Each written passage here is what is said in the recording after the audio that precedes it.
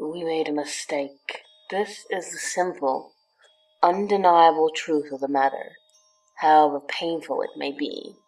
The flaw was not in our observatories, for those machines were as perfect as we could make, and they showed us only the unfiltered light of truth. The flaw was not in the predictor, for it's a device of pure, infallible logic, turning raw data into meaningful information without the taint of emotional bias. No, the flaw was within us, the orchestrators of this disaster, the sentients who thought themselves beyond such failings. We are responsible. It began a short while ago, as those things are measured less than 6 to 6 stellia ago, though I expect our system of measure will mean very little by the time anyone receives this transmission. We detected faint radio signals from a blossoming intelligence 214 delis outward from the galactic core. As photons travel, at first crude and uninstructed, these leaking broadcasts quickly grew in complexity and strength, as did the message they carried. Through our observatories, we watched a world of strife and violence populated by a barbaric race of short-lived, fast-breeding vermin. They were brutal and uncultured things, which stabbed and shot and burned each other with no regard for life or purpose. Even their concept of art spoke of conflict and pain. They divided themselves according to some bizarre cultural pattern, and set their every industry to cause death. They terrified us, but we were older and wiser, and so very far away, so we did not fret. Then we watched them split the atom and reach the heavens within the breadth of one of their single short generations. We began to worry when they began actively transmitting messages and greetings into space. We felt fear and horror. Their transmissions promised peace and camaraderie to any who were listening. But we had watched them for too long to buy into such transparent deception. They knew we were out here, and they were coming for us. The orchestrators consulted the predictor, and the output was dire. They would multiply and grow and flood out of their home system like some uncontained tide of devourer worms, consuming all that lay in their path. It might take 6 to 8 delis, but they would destroy us if left unchecked. With aching carapaces, we decided to act and sealed our fate. The gift of mercy was 8 by 4 stride longs, with a mouth 2/4 that dimension, filled with many 4 by 4 weights of machinery, fuel, and ballast.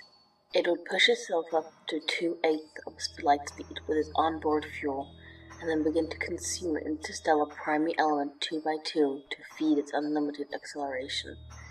It would be traveling at nearly light speed when it hit. They would never see it coming.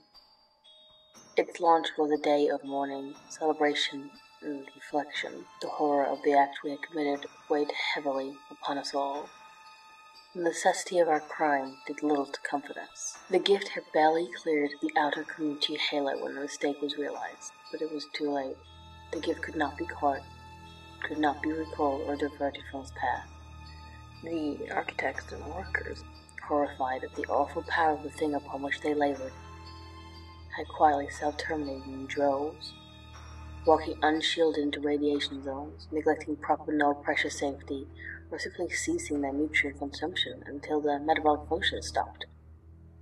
The appalling cost in lives had forced the orchestrators to streamline the gift design and construction. There had been no time for the design or implementation of anything beyond the simple massive engines and the stabilizing system. We could only watch in shame and horror as the light of genocide faded into infrared against the distant void. They grew and they changed. In a handful of lifetimes they abolished war, abandoned their violent tendencies, and turned themselves to the grand purpose of life and art. We watched them remake first themselves and then their world. Their frail, soft bodies gave way to gleaming metals and plastic. They unified their people through an omnipresent communications grid and produced art of such power and emotion, the likes of which the galaxy had never seen before, or again, because of us. They converted their home world into a paradise by their standards, and many 10 by 6s of them poured onto the surrounding system with a rapidity and vigor that we could only envy. with bodies built to survive every environment from the daylit surface of their innermost world to the atmosphere of their largest gas giant and the cold void in between. They set out to sculpt their system into something beautiful. At first we thought them simple miners, stripping the rocky planets and moons for vital resources. But then we began to see the purpose to their constructions. The artwork carved into every surface and traced across the system in glittering lights and dancing fusion trails. And still, our terrible gift approached. They had less than 2x2 daily to see it, following so closely on the tail of its own light. In that time, oh so brief, even by their fleeting lives, more than 10x10 sentience prepared for death. Lovers exchanged last words, separated by worlds in the tyranny of light speed. Their planetside engineers worked frantically to build sufficient transmission infrastructure to upload the countless masses with the necessary neural modifications, while those above dumped lifetimes of music and literature from their databanks to make room for passengers. Those lacking the required hardware, with the time to acquire it, consigned themselves to death, lashed out in fear and pain, or simply went about their lives as best they could under the circumstances. The gift arrived suddenly, the light of its impact visible in our skies, shining bright and cruel even to the unaugmented ocular receptor. We watched and we wept for our victims, dead so many delis before the light of their doom had even reached us.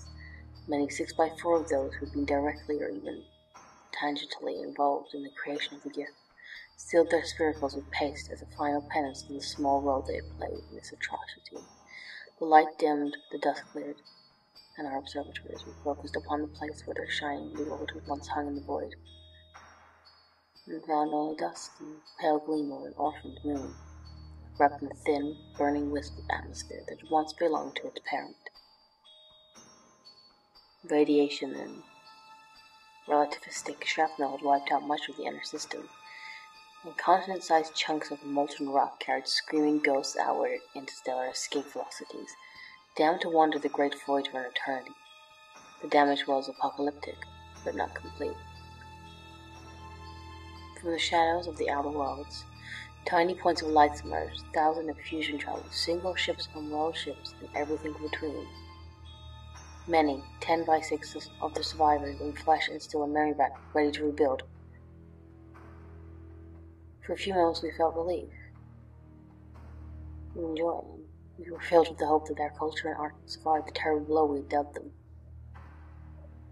Then came the message, tightly focused at our star, transmitted simultaneously by hundreds of their ships. We know you are out there, and we are coming for you.